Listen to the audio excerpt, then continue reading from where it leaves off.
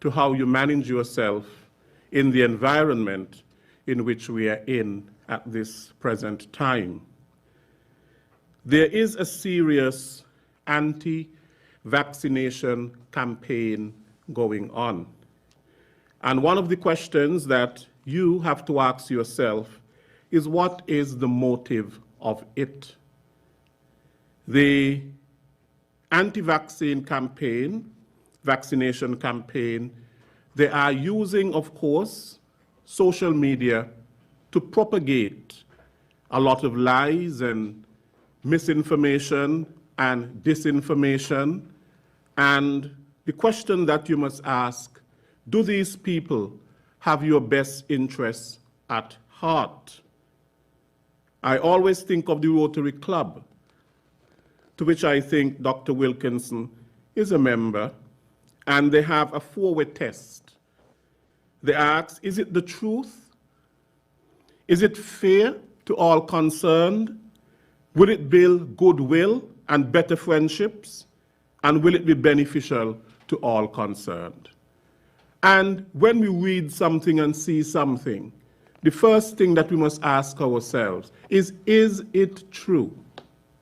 Not because it's in a book, not because it's in a newspaper, not because it's on the internet, not because it's on social media. You must ask yourself if it is true. And you must check your sources. Check your sources. Is it an authoritative source that is speaking? Where did this information come from? Is it from an official organization? And when people come to you and tell you all kinds of things, oh, the vaccines do not work, the vaccines are killing people, ask them, present me with the data. And in the absence of data, and in the absence of evidence, then what you're saying is basically of no worth to what you are saying to me. And when people come to you and tell you you must make this choice, and you must make that choice, well, every choice has a consequence. And so therefore, people must also tell you what the consequences of your choices are. Otherwise, they're not giving you the full information. And so therefore, these press briefings that we have are intended to bring you information so that you can be educated, more knowledgeable and informed in terms of the science and what is being said, the official research, and so on. Important. I want to first invite Superintendent Cromwell Henry, the law enforcement officer, to give us updates in terms of the regulations. Before he comes, I recognize among us the Honorable Akila Byron Nisbet, our Minister of Health. I also recognize the Honorable Wendy Phipps, the co-chair of the Disaster Mitigation Council. Thank you for always being here and offering your support. Minister of Health, I also recognize the Honorable. Good afternoon, all. The coronavirus can spread from an infected person's mouth or nose in small liquid particles when they cough, sneeze, speak, sing, or breathe. These particles range from large respiratory droplets to smaller aerosols. Current evidence suggests that the virus spreads mainly between people who are in close contact with each other, typically within 3 feet. A person can be infected when aerosols or droplets containing the virus are inhaled or come directly into contact with the eyes, nose, or mouth. The virus can also spread in poorly ventilated and/or crowded indoor settings where people tend to spend longer periods of time. This is because aerosols remain suspended in the air or travel farther than 3 feet. The current emergency powers regulation is intended to prevent the kind of contact among persons that could lead to infection. Regulation 7 specifically restricts the unnecessary movement of people. It provides as follows: every person shall remain confined to their place of residence, inclusive of your yard space, to avoid contact outside of their family. And it provides some opportunities when we can go out to access essential services like food, medicine, and banking services. We continue to see too many persons outside of their homes without the requisite authorization. This is one of the fuel for the number of new cases that we are seeing daily. Since my last presentation on Monday, the police have arrested 2 persons for breaches of the regulations, 1 for breaching the night curfew and 1 for hosting a private party without permission. 12 persons were issued with tickets for attending a private party and 5 for failing to wear masks in public. We prefer voluntary compliance with the regulations. However, the police are prepared to do our part to reduce the number of new infections by enforcing the law with respect to the wearing of masks, hosting or attending social activities without permission, and for breaching the night curfew and the shelter-in-place order. Again, these provisions are intended to protect us, so we ask for your full cooperation in this regard. In closing, I wish to highlight another temporary measure in the regulations that is intended to protect us. It is a temporary suspension of liquor licenses. This means that persons who operate bars and restaurants, we are required to cease the sale of liquor. Again, this is intended to restrict the gatherings at these establishments for socialization.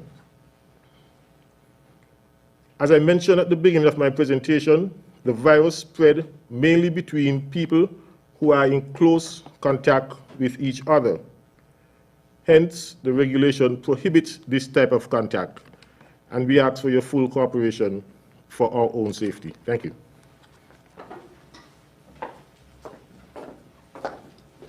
Thank you very much, Superintendent Henry. I now invite our Chief Medical Officer, Dr. Hazel Laws, to present us with the Health Emergency Operations Committee Situation Report for today.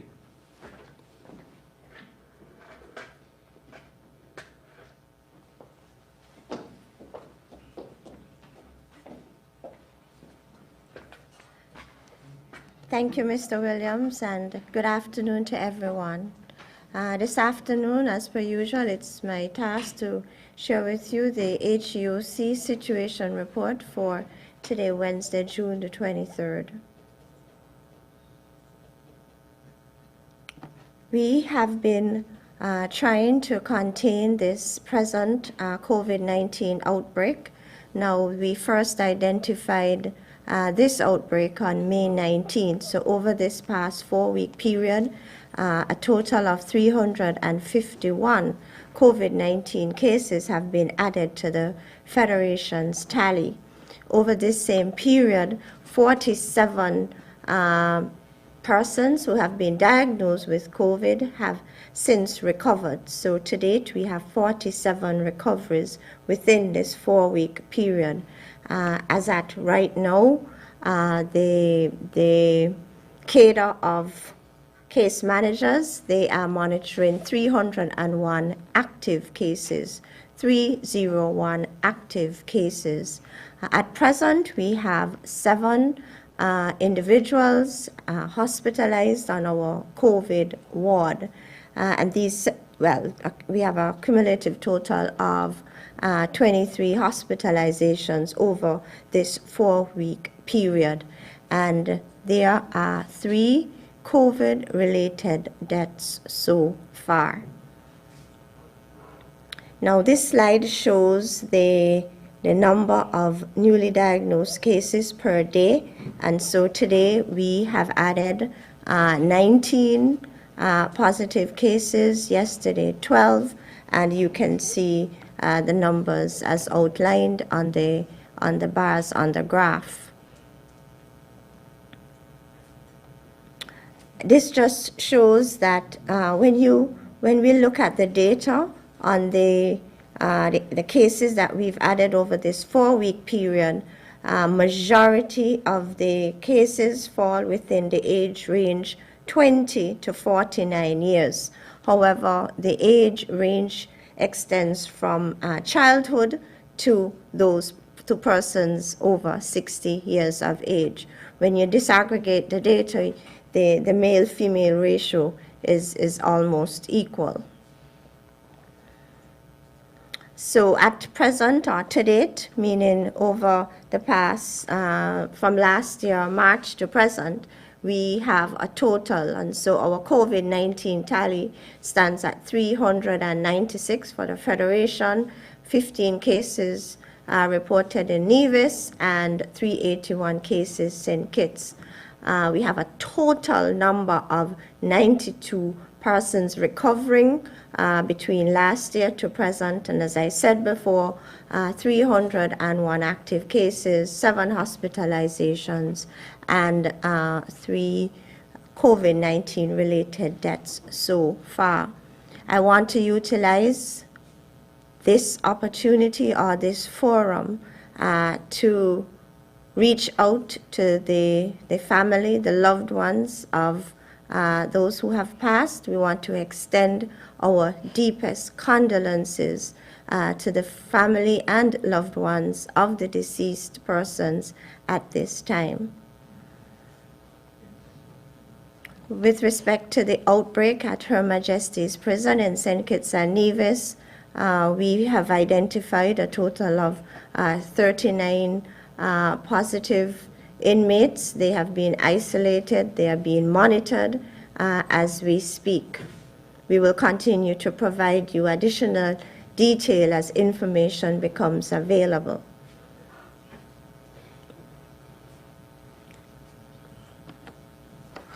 Now, with respect to this outbreak, we continue to employ the well-known public health interventions that have proven the test of time. So we have a robust contact tracing process which continues. We continue testing all cases, their contacts, and even targeted and random testing are being conducted. In terms of our COVID-19 vaccination program, we continue our rollout. This we started on February the 22nd, and it continues to date. And we continue in terms of the restriction of movement in an attempt to curtail or to help us to contain this outbreak and flatten the curve. In terms of contact tracing, our cadre of contact tracers, we've interviewed, we've engaged over 2,100 individuals already. They have been placed in self-quarantine. To date, over 1,300 of these individuals have been released from self-quarantine, and we have almost 900 remaining in self-quarantine. In terms of testing, we continue operating our mobile units. We have 2 mobile units. We have individuals walking into the respiratory or the COVID side of our emergency room. We've also established a drive-through mobile testing unit at the back of the JNF General Hospital. And, across these four testing teams, we have conducted over 7,000, or we have processed over 7,400 samples over this 4-month period. And so we continue testing. And as I said before, testing of cases, testing of contacts. We also conduct targeted testing and random testing. Now, in terms of our vaccine rollout, now, we get a lot of questions about this tile, and I wanted to spend some time to explain it. Again, our target is the adults in our population, and so based on our last census, 33,037 individuals. These are the adults in our population, and that's the number of persons. These are the number of adults in our population as highlighted through data from our last census. And so that's our target population, 33,037. And so over this 4-month period, we have covered 67.9% of the 33,037 with the first dose. So 67.9% of the 33,037 individuals have been covered with the first dose, and 36% of the 33,037 individuals have been covered with the second dose, or they are fully vaccinated. Or even more specifically, that's 11,895 persons have been fully vaccinated. So as of yesterday, Tuesday, as of end of work day, yesterday, Tuesday, June the 22nd. Thank you for that. All right, and so the emphasis going forward is how can we live in the context of COVID-19? What are the protective behaviors we need to adopt to live and exist safely in the context of COVID-19? Now, in the Federation of St. Kitts and Nevis, we have an order, a shelter-in-place order. So really, you're only to move if movement is deemed essential. If you're an essential worker, or if you're going to the supermarket, the pharmacy, or you're going to access health care. Other than that, you are asked to shelter in place. We want you to wear your face mask at all times, sanitize your hands, and maintain that safe distance of 6 feet. When we look at the numbers, there are individuals who are expressing concern about the numbers that we report daily. And so when we analyze the numbers, when we look at the data gleaned through the contact tracing process, we realize that the issue or the problem is at an individual level. The contacts are still engaged with individuals who may be positive, and they are picking up the infection. So that tells us that individuals are still not in complete adherence to where these non-pharmaceutical measures. So individuals are still assuming that their friends, contacts, loved ones are virus-free, and so they may drop their guard, not wear their face masks, not sanitize after interaction with such individuals, and they may not be maintaining that safe distance. And so that's why most or majority of the recently announced cases, they are contacts of cases who have now become positive with COVID-19. So it tells us that they are not wearing their face masks, they are not sanitizing their hands, and they are not ensuring that safe distance between themselves and others. And so, ladies and gentlemen, going forward, we can get out of this outbreak if, as individuals, you and I adhere to these non-pharmaceutical measures. And so everybody is asking, what are we going to do? We need to start looking at us, yourself, ourselves. What am I going to do to help us to get out of this situation? And if we all play, we all have a part to play in terms of adhering to these measures. So what are these COVID-19 protective behaviors that we really need to adopt on a daily basis? It's important for us to keep on that face mask. If you're moving for work, if you're an essential worker, and if you're working in the grocery store, if you're working in the pharmacy, if you're working in the healthcare setting, if you're working in the bank, these are the entities that remain open. If you're working in the restaurant, where persons can order takeout, it's your role and responsibility to keep your face mask on, covering nose and mouth at all times. Yes? And so this is very, very important. Let us not assume that the individual you're interacting with is virus-free. Another protective behavior, hand washing, sanitizing your hands, especially after touching high-touch surfaces. The doorknobs you push open going into the pharmacy, the restaurant to collect your food, the bank, the countertops, at the cashier, wherever you may be. These are high-touch surfaces. You must sanitize your hands after touching these surfaces. Hand washing is very critical at this point in time.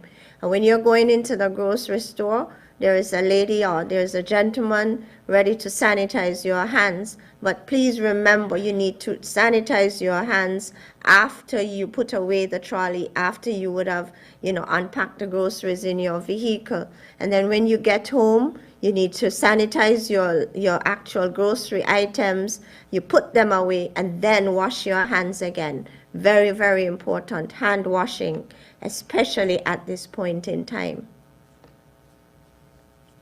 Maintaining that safe distance, especially when visiting the older adults, when visiting the older adults with underlying comorbidities. For example, a grandma, a mother who is over 70, who has diabetes, hypertension, heart disease, asthma.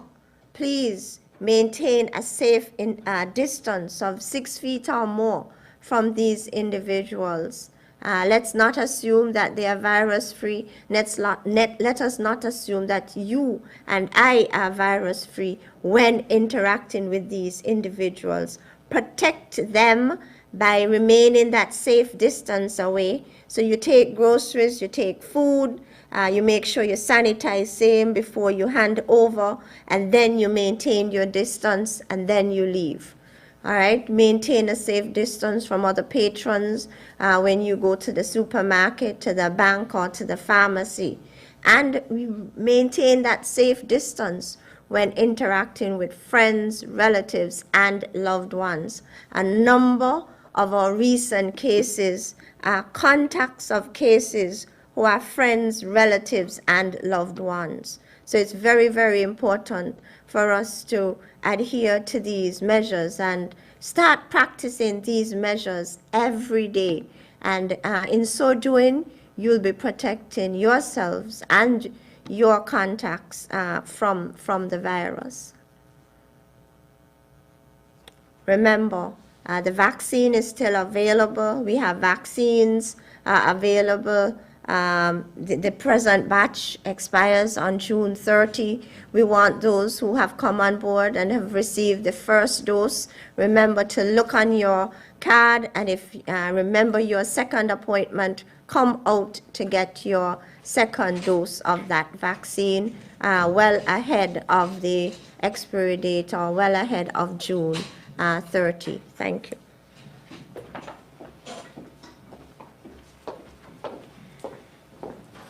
Thank you very much, Dr. Laws. I want to recognize the presence of the Attorney General, the Honorable Vincent Barron Jr., the Chair of the Disaster Mitigation Council. I would now like to invite Mr. Abdias Samuel, who is the Chair of the National COVID-19 Task Force and the National Disaster Coordinator at the National Emergency Management Agency, NEMA, to give us his presentation.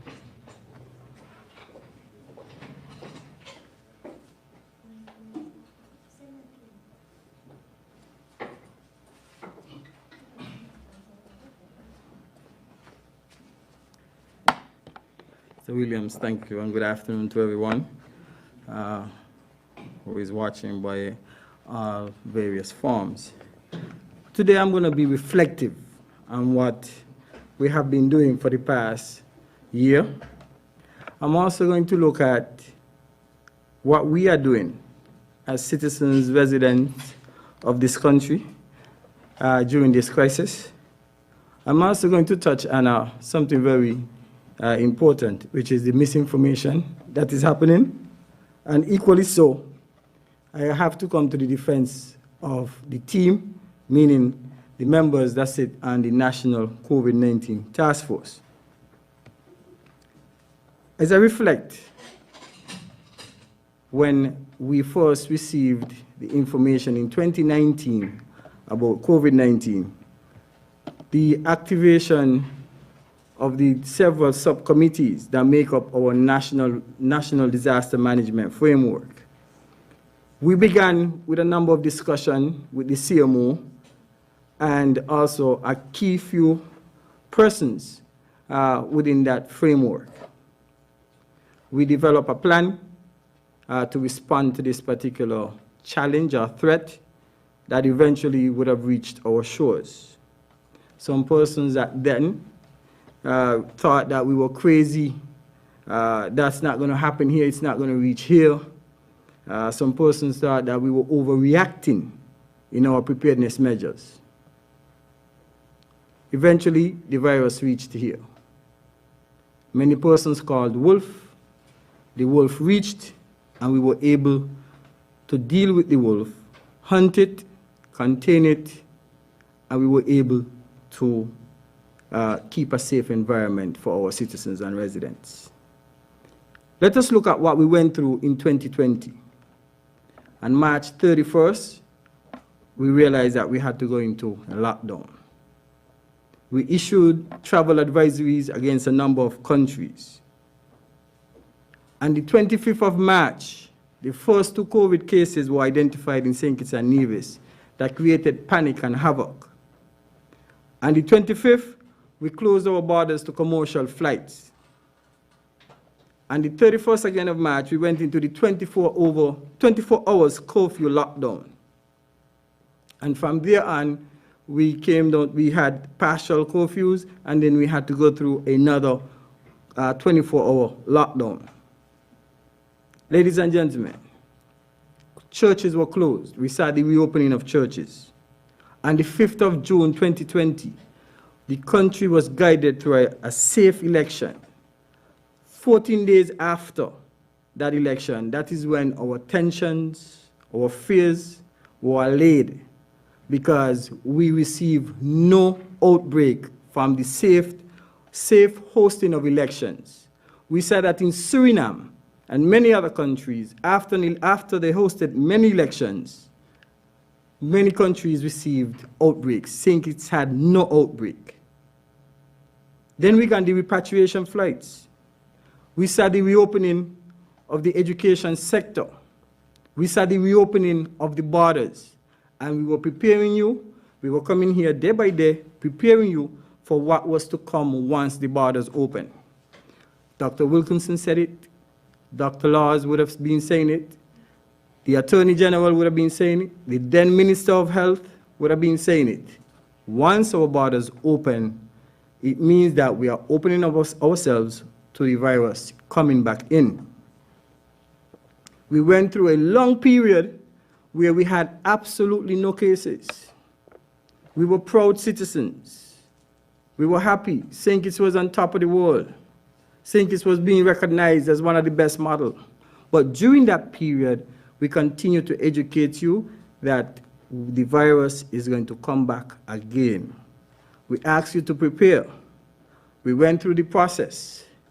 Person said, you know, what corona? Let the corona come. Open up the country, let it come. Nothing can happen. It's a hoax. Well, ladies and gentlemen, it's back. It has impacted our economy. It has impacted the lives of families where we have lost 3 citizens, and we have said 1 was too many for us to lose. We have lost 3. We have done our best. I want to pause to commend all the professionals, despite of what is happening. Dr. Wilkinson has come under many attacks, unnecessary attacks. A family man, a man who is serving his country, a man who's carrying a heavy load for this country, and we are attacking him personally and otherwise. That is not right. We have the CMO, who has come under attack, a lady who don't even speak, humble by nature, quiet in her every essence. And these professionals come under attack. And I have to defend as the chair, as the lead. I don't mind the attacks come on my person. When you're leading a team, you take responsibility. You have to be out there to protect your team. And I have to protect the team. I have to keep them solid. I have to keep them together. Otherwise, we're going to have challenges. There is no way that you should be attacking the messengers. They are providing us with a service of human service. I have never heard them in any meeting ask for an extra pay. We have the Commissioner of Police, the Commander of the Defense Force, the Commissioner in particular, who comes under heavy attack, personal attacks, and otherwise. And all I am asking for you, our dear citizens and residents, is to be able to take away the negativity and just stop. Take some time and say a little prayer for them. Every time we start a task force meeting, what we do is pray. We don't start a meeting without a prayer, because we need it, and we need it now more than ever. We also have permanent secretaries of Foreign Affairs, Ministry of Tourism, Ms. Kebas, Ms. Carlin Henry Morton. You also have Superintendent Henry. I have never seen someone so committed like Superintendent Henry, that 1 o'clock, 2 o'clock, 3 o'clock in the morning, 4 o'clock in the morning, 5 o'clock, and still midday, you have access to Superintendent Henry. He has to get up out of his bed at times and move with his men to get things under control. You have Superintendent Rogers, who patrols and patrols and patrols to ensure that persons are adhering to the protocols. We have Mr. De Silva, who goes above and beyond the call of duty to ensure that the compliance teams are doing their best to protect you while you sleep, protect you and ensure that your business, your place of work is safe. I also have to acknowledge the other members of the team. You have Ms. Raquel Brown, ferocious in ensuring that the tourism sector and the tourism product remains the best that it could remain in the region, in a very competitive market. You also have Dr. Judy Nisbet, Mr. Brian Dyer, Mr. Michael Manners, who travels from Nevis every Tuesday afternoon to be here to ensure that they share their expertise and ensure that they are part of the process in ensuring that they keep us safe. I also want to recognize Mr. Williams. So he's not only here moderating, but he sits and provides guidance when it comes to the media arm of the National COVID-19 Task Force. You have Ms. Lonley Archibald representing Customs. And these senior government officials are here every Tuesday afternoon as we deliberate and debate on how we are going to continue to protect the country and take the country out of this crisis. But equally so, we have the Attorney General, and in particular, the Honorable Wendy Phipps, who sits with us on a regular basis. And I have to pause and commend Minister Phipps. Sorry, AG. But Minister Phipps has to make an ultimate sacrifice, whereby she has to rush from here to go home to look after her mom, her bedridden mom. And these are personal sacrifices. So when individuals are using social media platforms to attack these very persons who are contributing to their country in order to keep us safe, ladies and gentlemen, it's rather sad. And I have to really stop today and speak and come to the defense of our team. They have been working hard. Not once have I heard that the medical professionals, security forces, other civil servants ask for $1 extra. Never. They have never complained about getting extra pay. They have never complained about getting nothing. We come here, we spend 3 to 4 hours deliberating. dealing with the science, dealing with the logistics, dealing with regulation. We have Mr. Rohan Walters, who is embedded from legal, who provides us with the legal advice as to the do's and don'ts. How will this impact regulation? Does it correlate with the Constitution? So we have a comprehensive team that come together. They come together every Tuesday afternoon and when necessary to ensure. We have Mr. Denzel James, who provides the guidance as to our ports. I remember being in Spain in 2012, 2013, and the general who was giving us the lesson in the military school in Spain, and I was in Madrid. He always says the key to any country is its ports. If you impact its ports, you're impacting everything for a country, one in particular like ours, who depends on importation and exportation. Ladies and gentlemen, today I didn't come with no prepared script because we are in a crisis. And during a crisis, sometimes we have to stand, and persons may not like it, but we have to bring the direct message. And the message is we need to get out the crisis. And we need everybody involved. This is not about the task force alone. This is not about the HEOC or the medical professionals. This is everybody. Superintendent Henry spoke about the persons who are breaking the curfews. I also heard that there was a party and a catamaran. And I'm asking Superintendent Henry to investigate this situation. Because if this is so, we will be pursuing prosecution against these individuals. This must not be. There is no privilege for no one.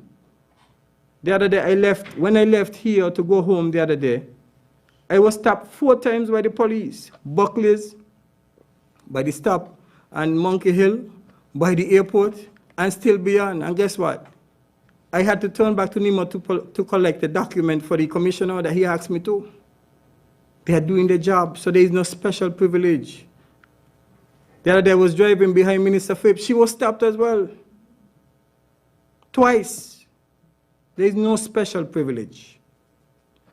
Whether you enter in the country, whether you're on land or sea, there is no special privilege. I'm hearing this rhetoric about persons entering the country and free to move about. I would like the evidence. And if you bring the evidence that someone entered this country without the proper control measures, I will officially step down right now as the chair of the National COVID-19 Task Force and tender that resignation. Nobody under the National COVID-19 Task Force watch has entered this country without any type of restrictive measures that are in place. None. We have created bubbles for special consideration, and we have been truthful and open with you with daily briefings, weekly briefings about what we are doing. Nothing has been hidden from the general public. And that was one of the first things I said to the team. Our business has to be the public's business. And the public must be embedded in everything that we do. Now we move on to the topic of the vaccine, who is vaxxed and who is not vaxxed. And this is a critical thing. We are in a crisis. The crisis as it is right now cannot be segmented. Yes, we want you who are vaccinated to feel proud, and we are proud of you for what you have stepped up to do. But we cannot compromise those that are not vaccinated. That's the reality. When we get out the crisis, when we bring back St. Kitts to that stage whereby we have no cases basically, or things are under control that we can work with whatever numbers or threshold that we have, then we can look at the restriction easing up of some of the restrictions. And we have best practices from Barbados, Grenada. We have looked at what the BVI is doing. We see Bahamas, what they're going to implement. We see what's happening in Jamaica. We see what St. Martin is doing. So we are looking at all the best practices globally. Look at Israel. Israel going through another a wave of COVID-19 cases, positive cases. So therefore, we are not doing bad at all. It took Barbados 6 months to bring the outbreak under control. It took Antigua over 6 months, almost to a year, to bring this under control. And we are poised to bring this particular crisis under control with your assistance in a shorter period than that. We are hoping to get that cruise ship arrive at our ports. We were preparing for it the other day. We were ready to have it come to St. Kitts and Nevis. And we are poised to have it back if you play your part. We are poised to have the taxi operators start to make their earning once you do your part. What about the persons working at the beach? They stop me on a regular basis. They will do their part as well. So we are getting there. We are getting there. So I need your help. I want to commend those persons who call me 1 o'clock, 2 o'clock, 3 o'clock, 4 o'clock in the morning and provide us with the information of these persons who are having these private parties. And the police will continue to do their work. Those are responsible citizens. Those are responsible citizens, those who are providing the information. Yesterday, I must say to you, during the COVID-19 task force meeting, the matter of 311 was brought up for discussion. We heard your complaints, your concerns, and the permanent secretary, who also sits on the team, Ms. Dolores Stapleton Harris, she has advised that the Ministry of Health has already begun the enhancement of the efficiency and effectiveness of 311. So in the future, be more patient with them, provide them with the necessary information, and if you have a complaint, log the time period you made the call, and call the authorities at 311. You have the minister, you have the permanent secretary, you have the CMO, you have the medical chief of staff. You also have access to calling us here at the task force level and lodge your complaint. Because we will not stand for anyone disrespecting anyone who is trying to help the national response efforts at this time. I want to continue with my presentation at this time. John, load me up there, please. Good. Now, how are we going to stop this spread? How are we going to stop this spread? It's been said, and we're going to continue to say it. And if you look at this slide from the CDC, it gives you some of the non-pharmaceutical measures. But here's what's more important for us. Maybe the next slide, please. Look at this graphic that you have here. Bobby and his dad are protected when they do what? They stay at home. Look at this slide. Bobby and his dad are protected when they stay at home. And what do? They stay 6 feet apart if they have to go outside. They wear their mask, they wash their hands, and they avoid crowd. And that is the consistent message that has been given to the general public. Consistent message. Nothing different what the United States is doing, nothing different than what Canada is doing, nothing different than what the Europeans are doing, nothing different that the Africans are doing. Same message. But here we have persons jumping over the fence and going over by the girlfriend, and the girlfriend positive. Here we have persons using government vehicles and the G, driving the Gs, going to pick up people here and there and take them here and there because they were quote-unquote labeled essential workers. And I have to commend the security forces. And that's why the officer said, Mr. Samuel, I have to stop you, because the G, persons are using the G vehicles to do things outside of the norm. So let's go back to the graphic. Bobby and his daddy are protected because they stay at home. And Bobby and mommy will be protected if they stay at home. Bobby and everybody will be protected if we just simply stay at home. It's just as basic as that. Stay at home. That's why we have the stay-at-home order. As the quicker you do this, the quicker we get ourselves out of this crisis. It's just simple as that. We cannot do it alone. It's not no task force. It's not no government alone. It's not no churches alone. It's not no police. It has to be everybody. Stay at home. Stay at home. Once we have that and we see the numbers trending downwards, it was good. The other day when the CMO said only 9, reported 9, I said, good. I went on Facebook and said, listen, we're breaking the chains. Let's stay together, SKN. Don't divide us. Unite us. I have to preach to them, Mr. Williams. I've been quiet, and I've been quiet long enough. Let's continue, John, with the slides, please.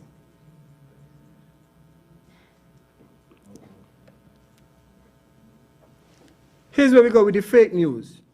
I see a number of things circulating on Facebook and social media, people sending to me. The first one, they send me one with Dr. Wilkinson. Next thing, they send me one with another, what it was, something or the other. I'm not going to give it much attention. They send me another one with this, about 5 to 6 things they send me over the past few days. Spreading fake news, you're spreading the virus. You're spreading fake news, you are spreading the virus. Don't engage these individuals. If you really want to join the national response efforts, don't engage. If you reply, share, or quote false information, even to attempt to correct or refute it, you are helping to spread. Block them. If you don't know the person who has shared that content, you should not engage them, but block them. Block them. We need to break the chain, not only of infection, but break the chain of fake news. Don't spread the virus. That's the hashtag with fake news. Let's break the chain of that as well.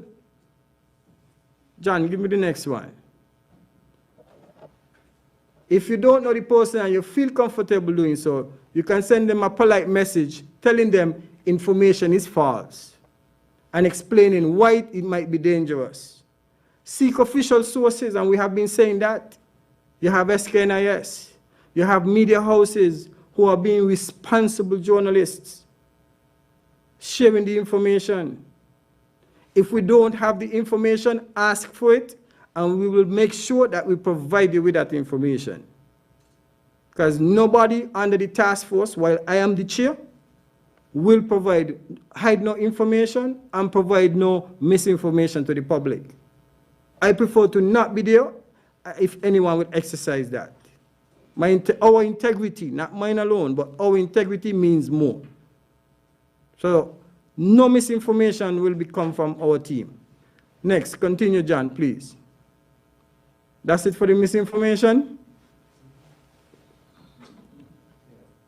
It's a serious virus. It's a serious virus. So I'm appealing to the general public to help us here. We have a few more days remaining, and we need these few days for everybody to come on board. I had a lady call me last night, Dr. Wilkinson. I think she's probably in her 60s, 70s. She said, Dr. Wilkinson ain't talking about giving me some money. That's what she said. Dr. Wilkinson ain't talking about that. She said she's not working. But let me just say to you, my friend, I listened to you for almost 25 minutes, and I can assure you that the government is looking into that particular situation. It's a comprehensive response. We have social services giving out care packages. If you need that assistance, please reach out to social services. If you're not working and you have social security, I don't know what social security. If not, please contact Ms. Shonell James, Labor Commissioner, for more guidance in that regard. Dr. Wilkinson ain't know nothing about industrial labor laws and engagement. That's for Minister Phipps and the Labor Department. So all of that has been discussed at the cabinet level. We go to cabinet every Monday or every other Monday to report to cabinet and have engaged the federal cabinet of ministers. And all of this is taken into consideration.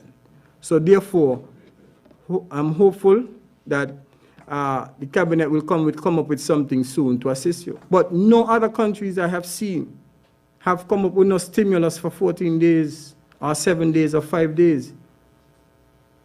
If they do, it's something minimal. So we are looking at the best practices throughout the region, and we are hopeful that cabinet will come up with something for you.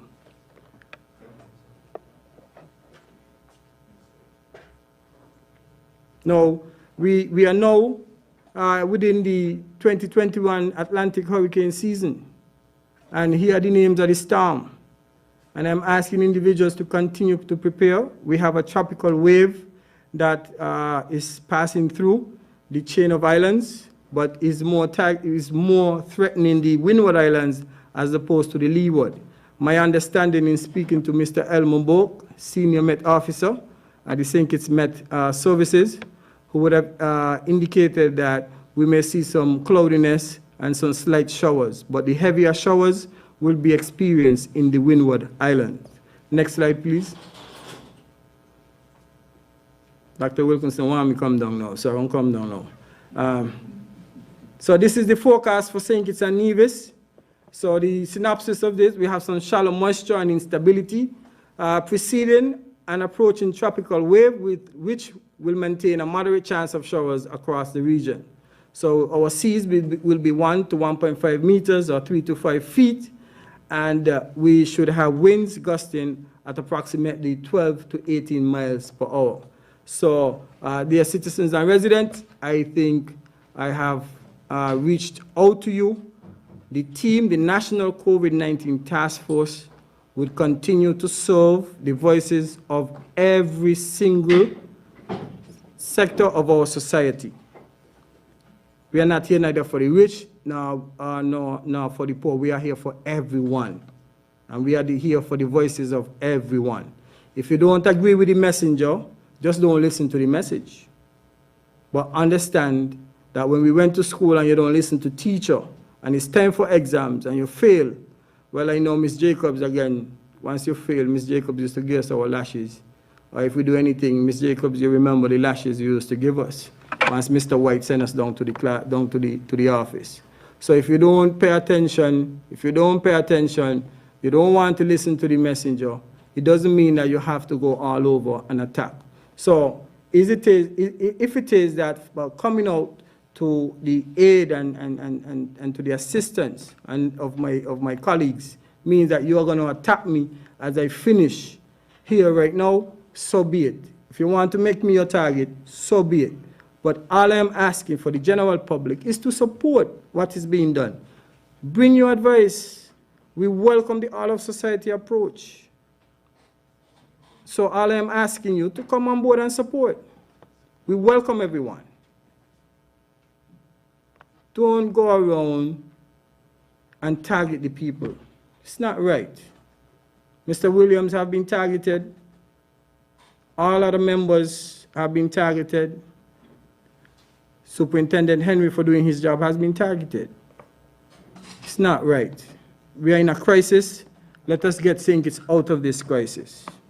And then we could have this further discussion. Thank you, Mr. Williams, and all the best for you.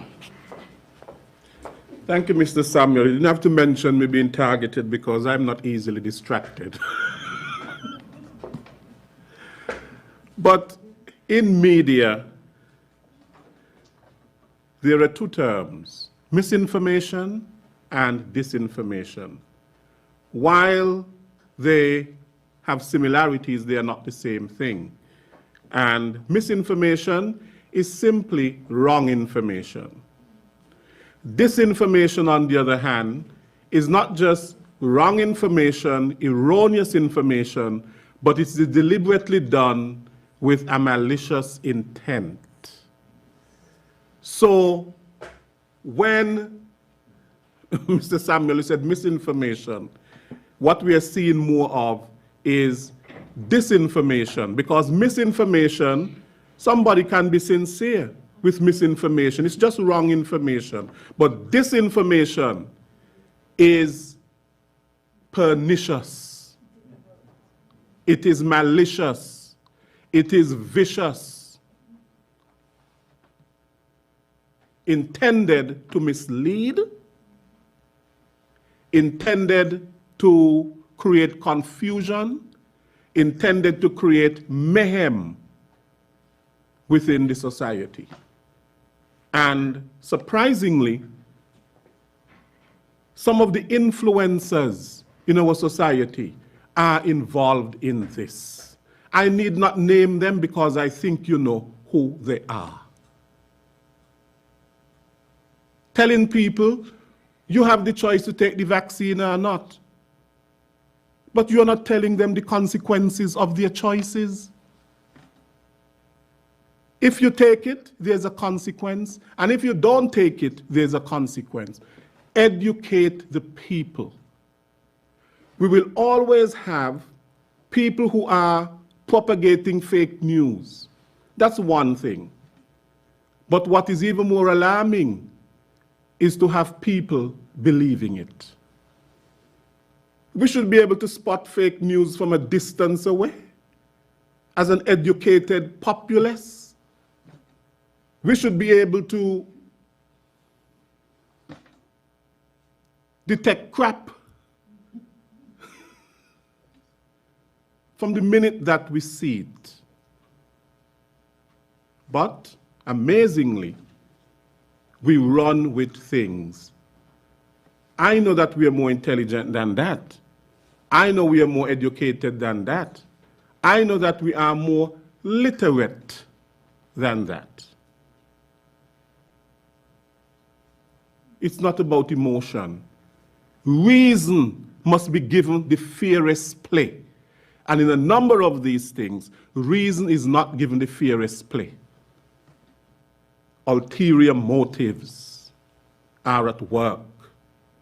Influencers in our society telling people that they will not take the AstraZeneca vaccine because they have done their scientific analysis. What about all the top scientists in the world that have come together and done their analysis, their scientific analysis,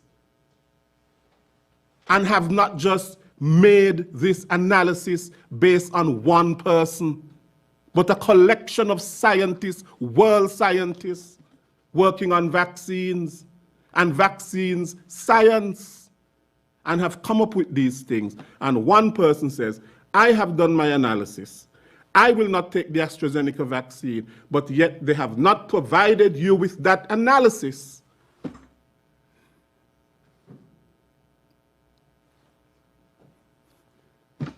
We have come to this section for questions and answers.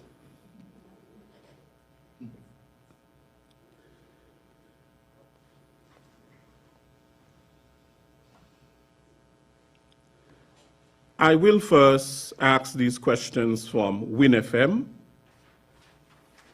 at Devon Cornelius. Of the current cases of COVID-19, what is the number of people who've received first and second dose? CMO, make a note. How many of the COVID-19 related deaths were vaccinated? Dr. Wilkins, you will answer that one again. An ambulance was seen at HMP today. Can you explain why? With active cases on the rise, what arrangements are in place for our healthcare facilities and services system, emergency room, hospital staff, specialists, for example? What about quarantine and isolation sites?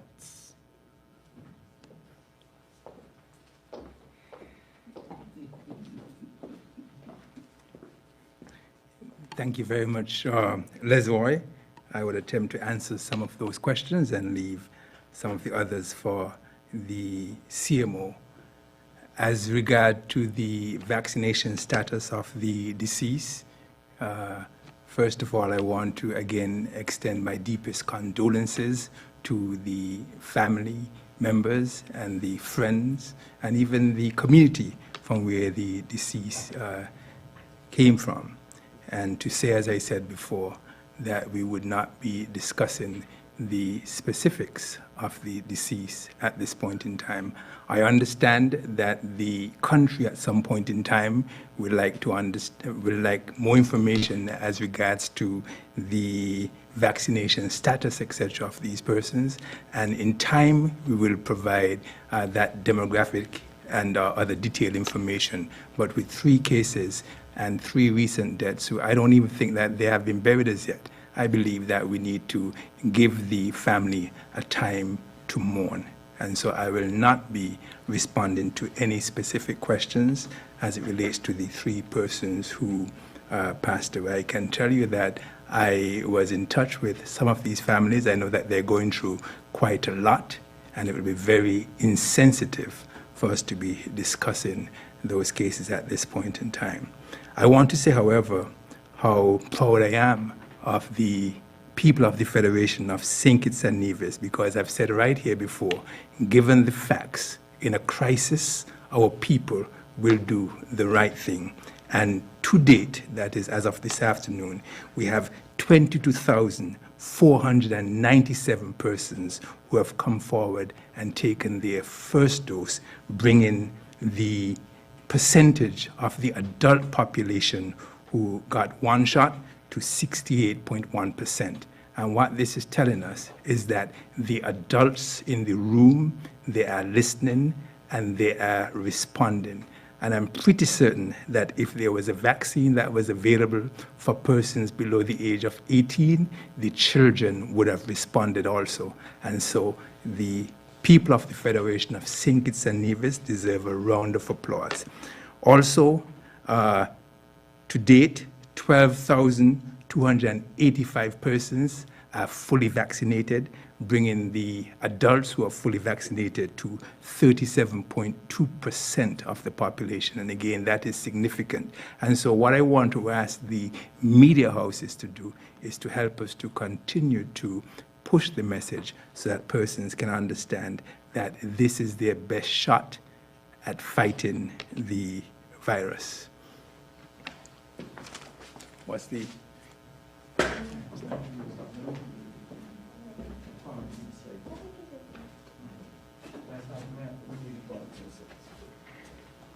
Mr. Williams, I think I understood you were talking about the quarantine sites and isolation. We have identified several areas for quarantine and isolation. At present, we are in discussions with the proprietors of these areas, facilities, so that we can get full access. We have submitted a contract that we received from one of the facilities. It's in the Attorney General's chambers, where this contract is going to be discussed.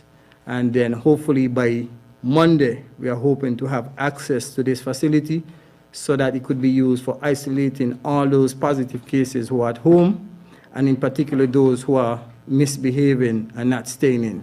So by Monday, we are going to be ready to get all these persons out of their homes and get them into a facility where we're going to have it under control. Thank you.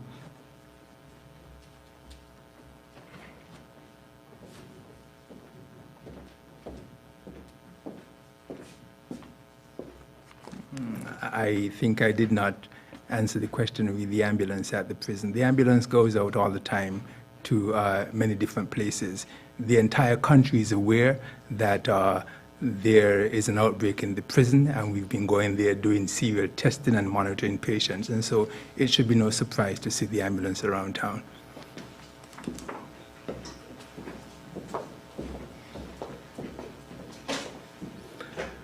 Dr. Wilkinson, I don't think you answered one of them. With active cases on the rise, what arrangements are in place? I don't know what arrangements. For our healthcare facilities and services system, emergency room, hospital staff, specialists, for example. I don't know what arrangements. Then maybe that is what.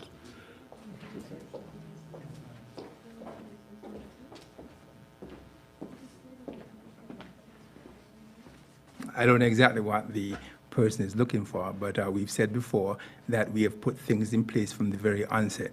We divided our emergency room in two, where we have one section where persons who have flu-like illness or suspected of having COVID-19, they are separated from the rest of the general population coming to the emergency room for service. We said that we identified a ward, which is the private ward, where we would be looking after persons who are being treated for COVID-19. We also said that we would command more of the hospital if we needed to, if there was a need that arose. We have said here before too that almost 99% of our doctors are vaccinated and they have the appropriate PPEs when they're dealing with these persons. We said that we continue to see an increase in the number of the other allied staff moving forward and getting vaccinated. And there would come a point in time when the country as a whole, including healthcare professionals, will have to learn to live with COVID, because COVID-19 is not going to go away tomorrow or next month.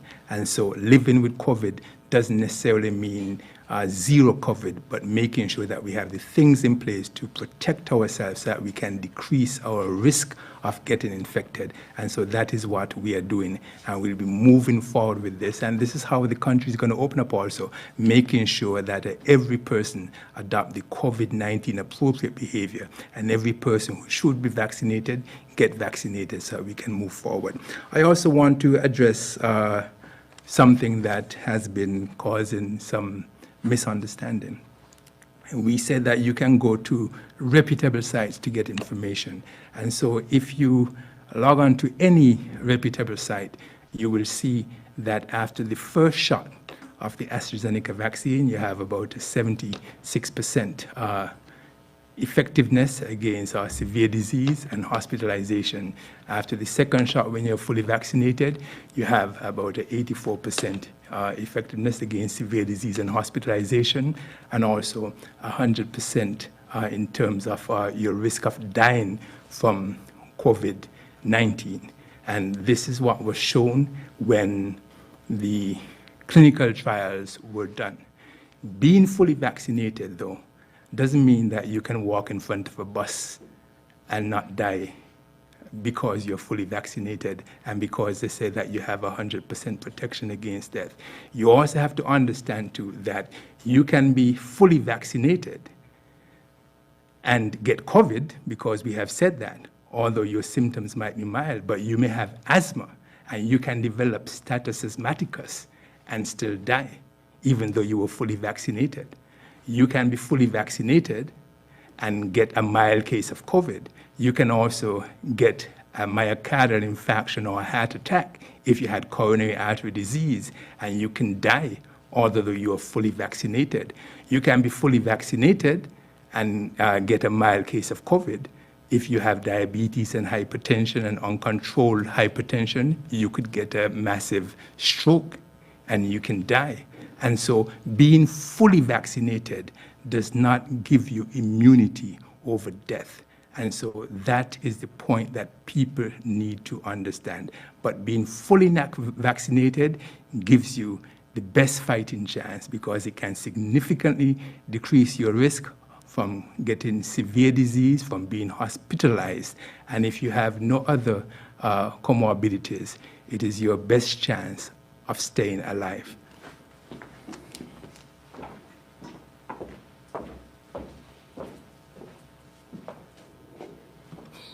I don't think that anybody who is fully vaccinated would want to jump in front of a train.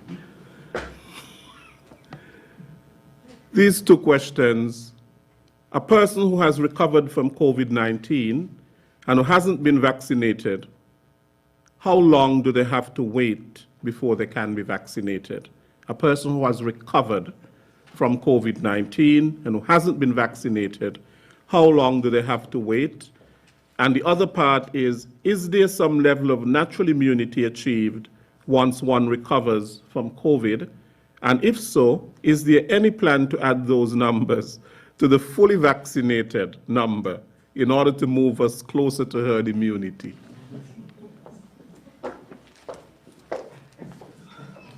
Okay, so when one recovers from COVID-19, one develops some degree of natural immunity.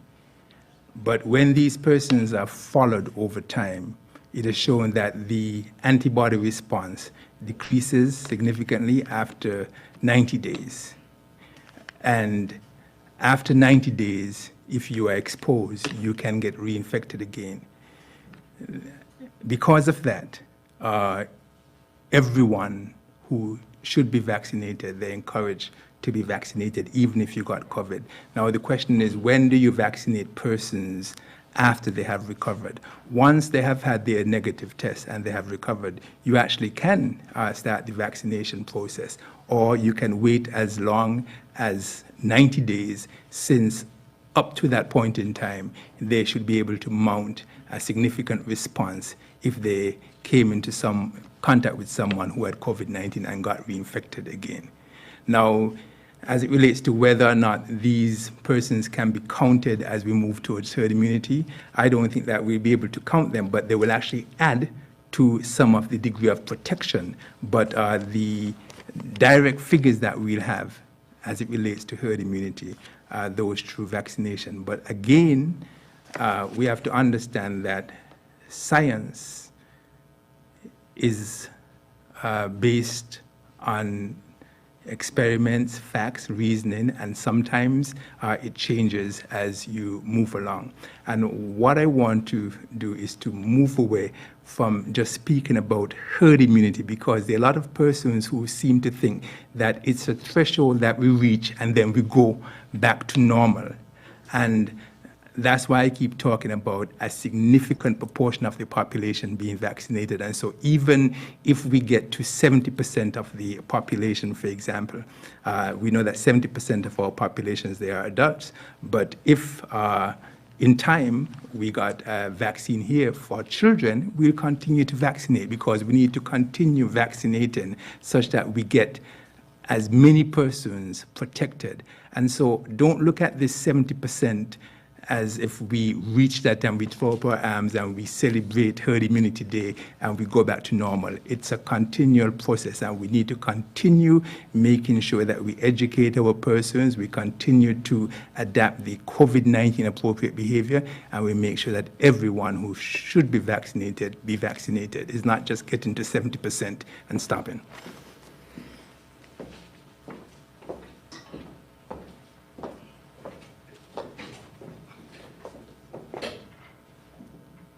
Thank you, Dr. Wilkinson. This next question is asking if the Oxford AstraZeneca vaccine is effective against the new strain of COVID-19. I suppose you have the Delta, and I think you have the, what you call it, the Gamma? And Kappa.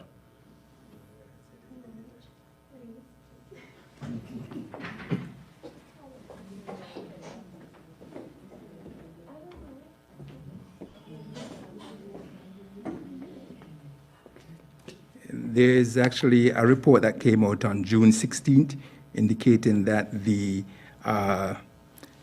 AstraZeneca vaccine showed a 92% effectiveness against the Delta variant and an 86% effectiveness against the Alpha variant. And so we are happy that we have the AstraZeneca vaccine. As you heard, we have sent off our samples for genomic sequencing, and when we get those results back, we would get a fair idea as to whether or not we have a new variant here in the community. But until we get that, we need to continue making sure that persons get protected by getting the shot that's available to them, which is the AstraZeneca vaccine. And you heard that the 30th of this month is the last time we'll be vaccinating under this batch. I'm happy that persons are coming forward in terms of the number of persons who came back for their second dose. We've been recording 300 plus per day, and I want to see these numbers continue to rise. So anyone who had their first shot, your date for your second shot, once you had it before June 1st or 2nd, you should be due for your vaccine, and make sure you come in and get vaccinated.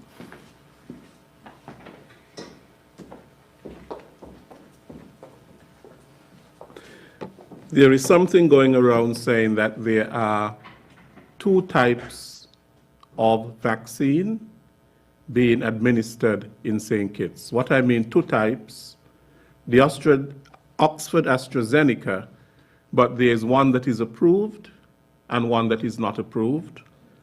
They're saying that one is from India And then there's one from South Korea, and they're making reference to some SKN Bioscience Company Limited. They've had a vaccination card with something, and if you look at the vaccination card, you spot crap right away. But anyway, Dr. Laws.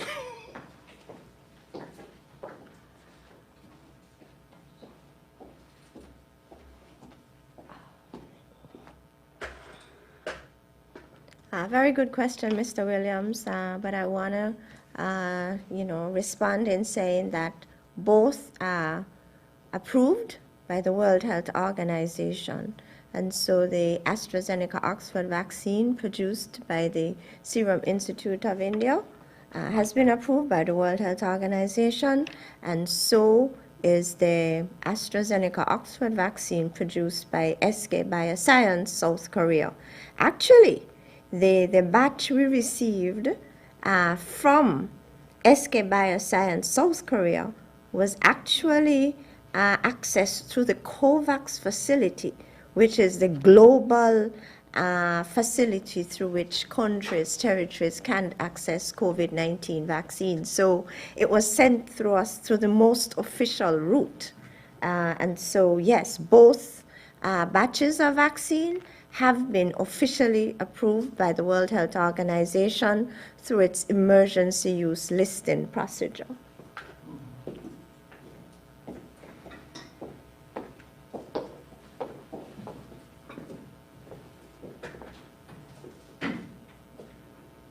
Thank you, Dr. Laws.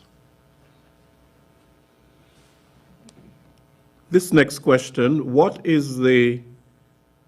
in relation to the new vaccine that the Ministry of Health is looking to procure, what is the efficacy? Does the Ministry of Health have the same confidence in the Johnson & Johnson vaccine and the other vaccines which they are trying to procure? And are the side effects different or the same from the Oxford AstraZeneca?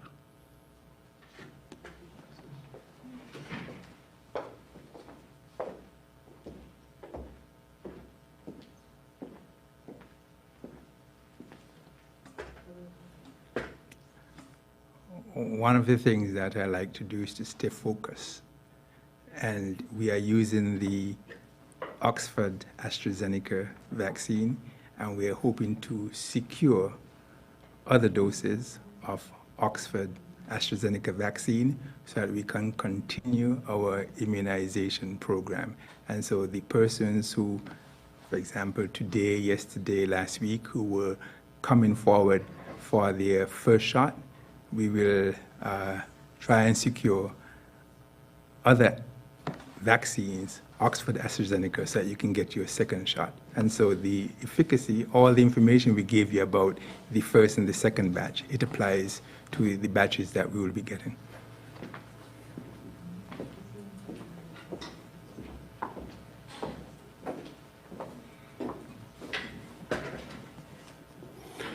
There is a stay-at-home order for the public sector government, to which is the largest employer and the private sector. Workers should remain at home unless deemed absolutely necessary, with the advice of the Cabinet Secretary. Why is it that many non-essential government offices are providing non-essential services, such as citizenship by investment, the land sales department? How can we slow the spread of the virus when the government is not leading by example? Attorney General, and then there's a next question. Why is public works still being allowed to do construction when the workers clearly can't practice social distancing and it is impossible to work in that heat in a mask?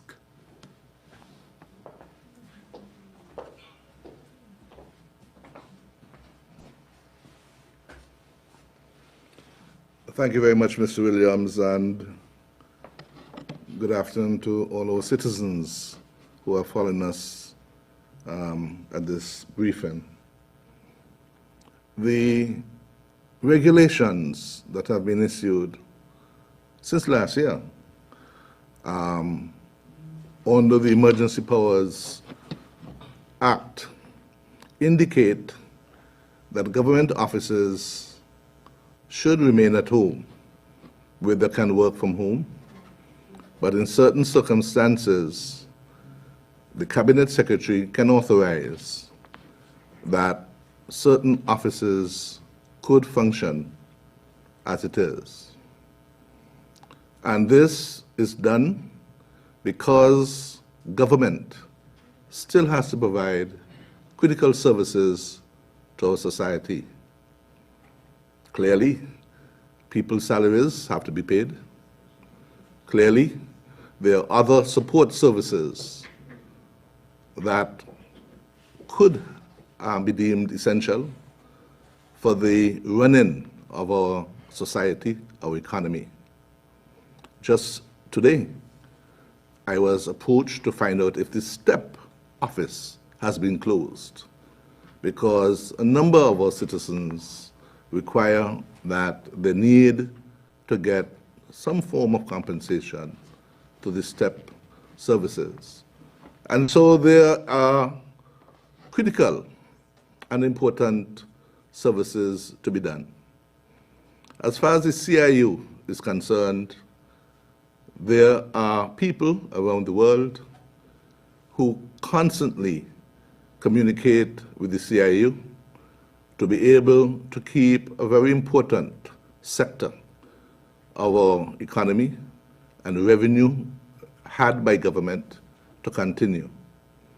And so while most of those employees at the CIU can function from home, can function online, there will be a skeleton staff from time to time that would have to access that office, and it is quite appropriate for the government to so require that and for the Cabinet Secretary to offer that type of authorization. We take this COVID-19 very, very seriously. It's not a game. And it would be that where the government requires that services for our people be had, that we require our public servants to come and do their job. Earlier, you heard the chairman of the COVID-19 task force, Mr. Abdi Hassanian, speak to the senior public servants who work tirelessly 24/7 on your behalf. I don't have to speak any more glowingly about the work that is done by Dr. Hazel Laws and Dr. Wilkinson and the champions of the medical team. Public service is an honorable thing. It's service to the people, and it's not to be taken lightly by our citizens. So yes, there will be government offices that are open, that require to get the functions of government to work, to continue, and it is in the interests of our citizens. Thank you.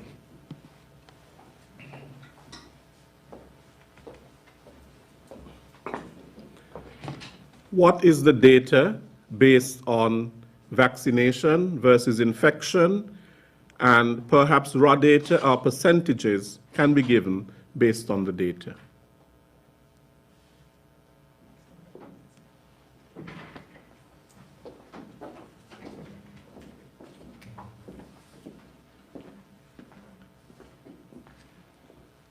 We've said before that we're going to give you the final data, but if you just want me to give you an overall picture where we are comparing the fully vaccinated and we put in the other persons who were either not vaccinated, received just one shot, received 2 shots, but not 2 weeks out, we will tell you that more than about 90% plus of the persons who were infected were in that bracket.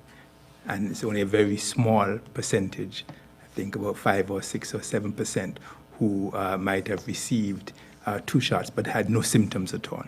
Okay, but we said, though, we will be giving you a more detailed analysis in due course. And so the evidence is bearing out that if you are fully vaccinated, you are protected. We have said before that if you are fully vaccinated, your risk of getting infected and transmitting the virus is significantly decreased. But it doesn't mean that a fully vaccinated person may not get infected. But if you got infected and you're fully vaccinated, the chances are you would not have severe disease, you would not be hospitalized, and you would not die.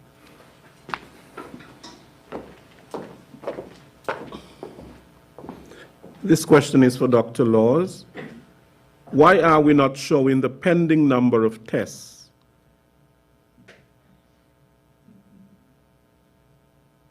I guess they're looking for the number of outstanding tests to correlate with the potential number of cases.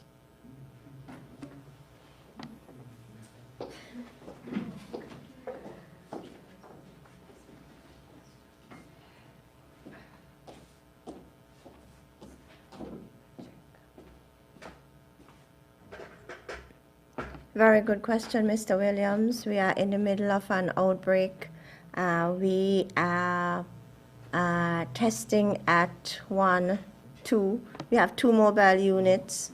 We have tests being done in the emergency room and the drive-through unit. We have a number of labs processing tests. And so, Mr. Williams, because of the surge in cases and the innumerable samples being processed, we opted not to highlight because it's hard to tally everything, all at once. But we could attempt to do so, to provide that information. Thank you. And this is our last question for the day, and it goes to Mr. Samuel. Mr. Samuel, you created a whole slide of utter emptiness. But you are not being transparent about the monies you are collecting for a specific quarantine site and also the security company.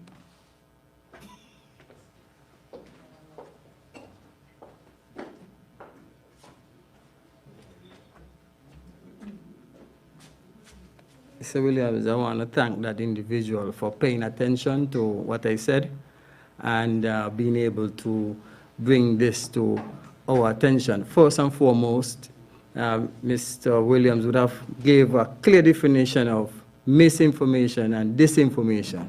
1, Abdia Samuel collects no money on behalf of the government or anybody else. The only thing I collect is my mere salary at the end of the month. Secondly, government only has responsibility for one site, and that is the OTI, the Ocean Terrace Inn. So what happens when an individual is going to stay at the Ocean Terrace Inn? 1, when he comes in, they make the reservation, they get the confirmation, they get a booking number that they will fill the KNA travel form with. From that, it assures us that they have somewhere to go. When they arrive here, I think it's about on the if they are 14 days, maybe they're 10, 11 or so, they actually are called by the person who is responsible to collect the monies, and that is Mr. Jusan Gordon, which you all may have grown to know and love. Mr. Gordon is the person responsible for collecting these funds, and these funds go to the Treasury. At the Treasury, I think they have an accounting department, and this accounting department manages this. Let me just say to you, whoever the person who asked the question, we don't have a security company there. What we have there is what you call compliance officers and members of the security forces who are paid their regular monthly salaries to do their job. So at the end of the day, we don't collect monies, or Abdias don't collect the monies. Monies are paid into the Treasury that is collected, and then that is what is used to pay OTI $500 $500 according to the contract for the use of every room. So every time a room is occupied, we have to pay $500 to the TDC for the OTI, the use of OTI. That is also separate and apart from one, the electricity bill that has to be paid, and that has to be paid by the government. Two, the water bill that has to be paid by the government.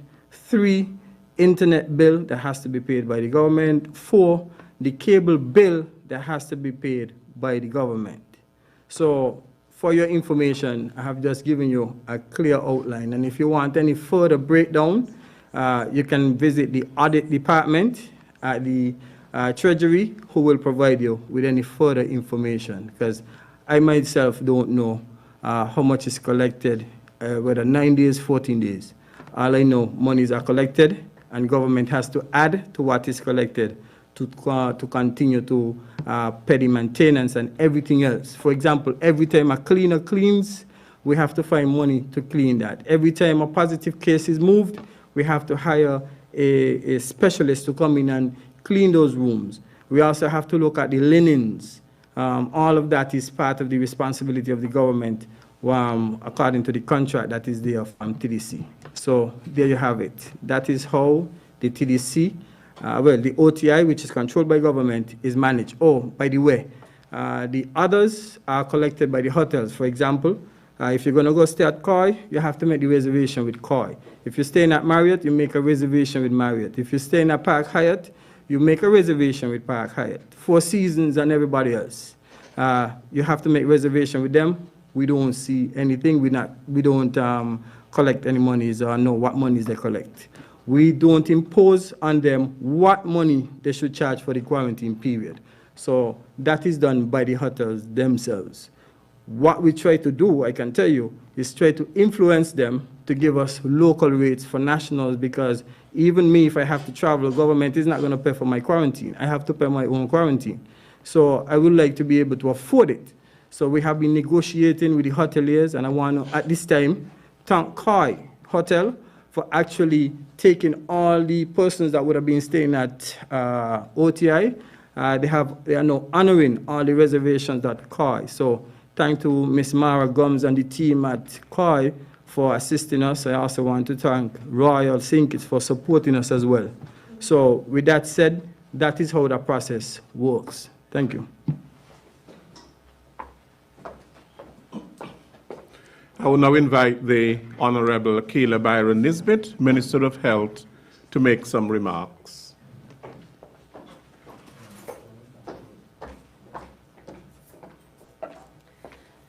A pleasant good evening to everyone listening and viewing. First of all, let me start by extending sincere condolences to the family members and loved ones for those persons we have lost this past week. I know it can be difficult and challenging at this time, but continue to trust that God has it all in His hands and continue to just lean on Him for strength at this time. For those persons who have tested positive and are in quarantine, some in the hospital, we continue to hold you in our prayers. We know it's very difficult. COVID-19 is not an easy walk over type of disease. For some persons, it's difficulty breathing. It's pain just to take one breath. For some persons, all of their muscles, everything hurts. And so it's a lot to deal with. Not being able to be with loved ones and friends, not having the opportunity to have persons to come and visit while you're at your lowest. But you have to be able to be strong so that you can get healthy and you can overcome the coronavirus. And so at this time, I just want to continue to make a plea to everyone. Please, we are doing what we are doing for you. And we need your help as well in this fight. It's not just about a group of people sitting behind a desk somewhere making decisions. It's about thinking about how can we best protect you.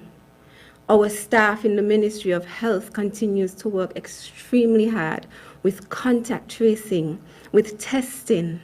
Our nurses are following up with positive cases to make sure that they're staying healthy for us to continue to do what we can do, but we also need your help. We need you to do your part as well in this fight. We need you to continue to follow all of the guidelines and protocols that are presented to you. We need you to continue to wear your face masks, social distance, keep your hands sanitized. We need you, if you have a business, to make sure you're checking on not just the persons coming in to access services, but also on your employees to make sure they too are healthy and they are well when coming into work, or even when at work, somehow just keeping a check on persons. We need you to make sure you're sanitizing high-touch surfaces. We need your help. We need you to stay home if you're not accessing essential services. We need you. And so I'm just making an appeal to everyone. We hear the numbers presented every day. We have gone from 45 to over 300 cases in this short period of time. I want to remind you, the virus cannot move alone. The virus depends on us as humans to move in order for it to move. In order for those numbers to keep rising, we are the ones that have to move in order for the virus to move. And so I'm making a strong appeal to everyone. Let us think about our family and loved ones and keeping them safe. It's not just about us as individuals, but it's about a whole group. Our family, loved ones, community, the children who can't be vaccinated, the elderly who can't be vaccinated. We have to think about the collective whole as we continue to fight this good fight. But I am hopeful and I am positive that eventually and soon enough, we will get out of this. We will get through this. I see it in the vaccination numbers. We continue to see people turning out to be vaccinated. And as a government, we will make every effort to make sure vaccines are available when you need your second dose in particular. And we want to encourage you to continue to come forward, step forward, and be vaccinated, because it's about saving lives. As the doctors keep saying, once we have enough persons vaccinated, once we as humans begin to move, which means the virus will move, when it comes across someone who's fully vaccinated, there's more chance that it would stop right there with the fully vaccinated. So we want you to do your part. And so that's why I am hopeful, because I'm seeing quite a number of persons turning out daily to be vaccinated. I'm seeing more persons who are following the protocol and taking heed and understanding the importance of wearing your mask, washing your hands, social distances. I know how much and how important it is for us to be able to embrace each other, because that's our culture. But right now, the best thing you can do for your loved ones is to just keep that distance for now. We will have an opportunity, and a time will come again when we will be able to embrace each other again.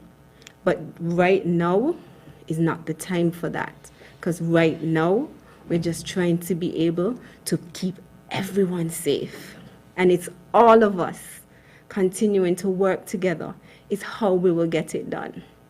And so I want to thank you all in advance for doing your part, so that hopefully when we get out of this, everyone remembers it's still a pandemic out there.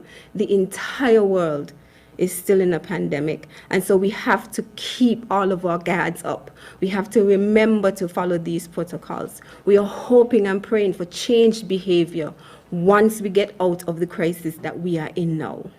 We do not know yet the variant that we're dealing with, but we know for sure we'll be able to overcome this, and somehow we have to begin to learn, how do we live with COVID-19 going forward, because it's not going anywhere anytime soon.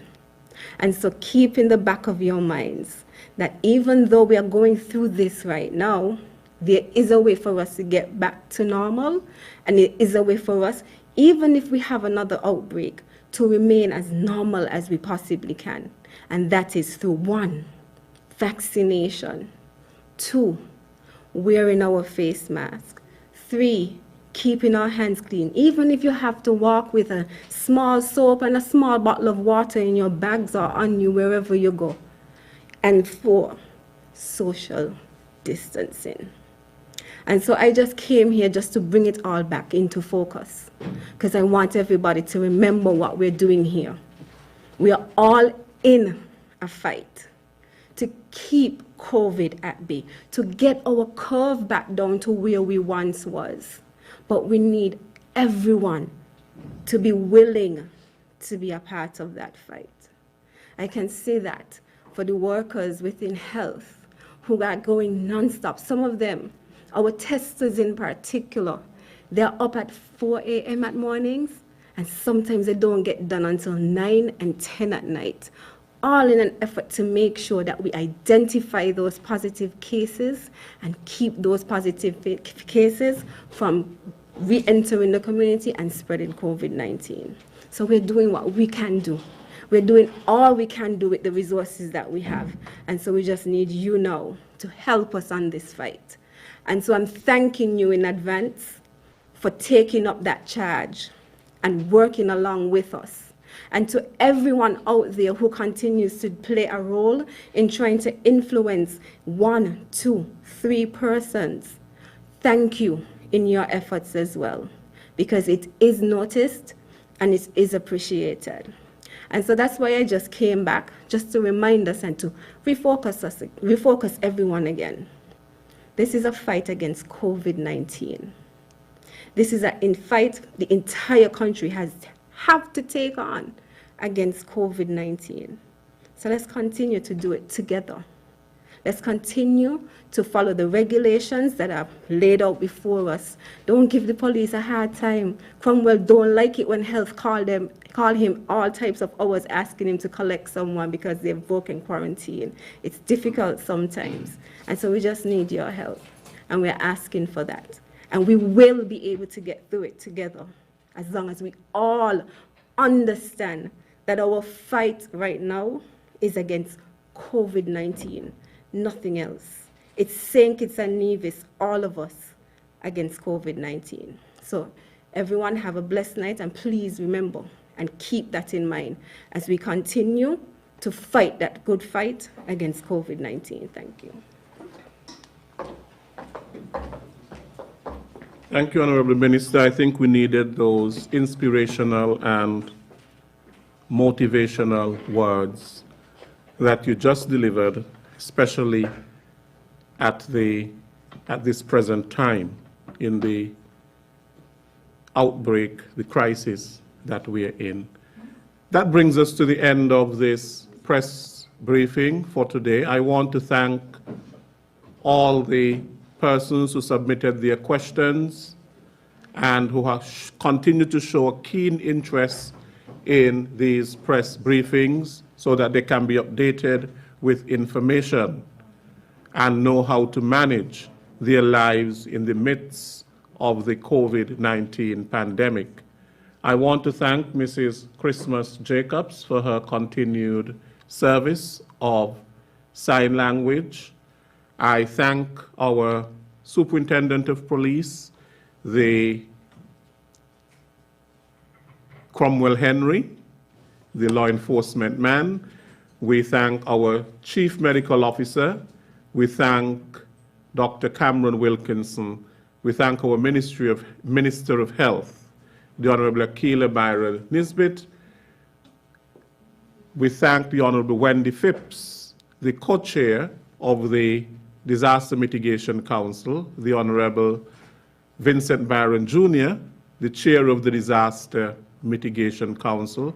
We thank Dr. Marissa Carty, who works very hard in terms of putting all these stats together and the reports that we receive, the situation reports, and so on. She's basically the one that does all of that graphic and so on, working very hard, but yet very quiet behind the scenes.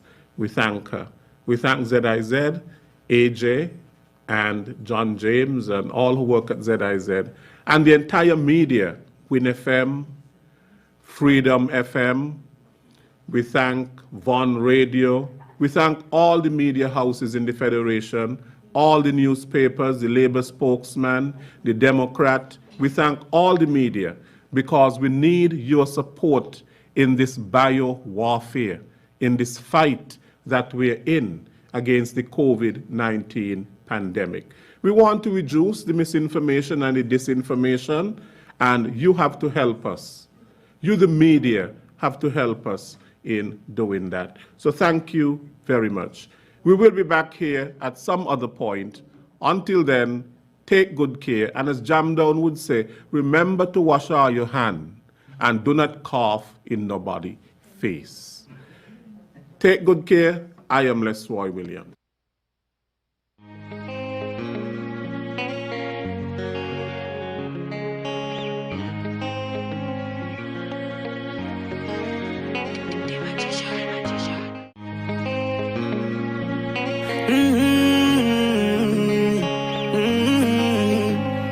Yeah, I know we can make it. It's only just a phase. Once we're vaccinated, and everybody gonna be safe. Everybody gonna be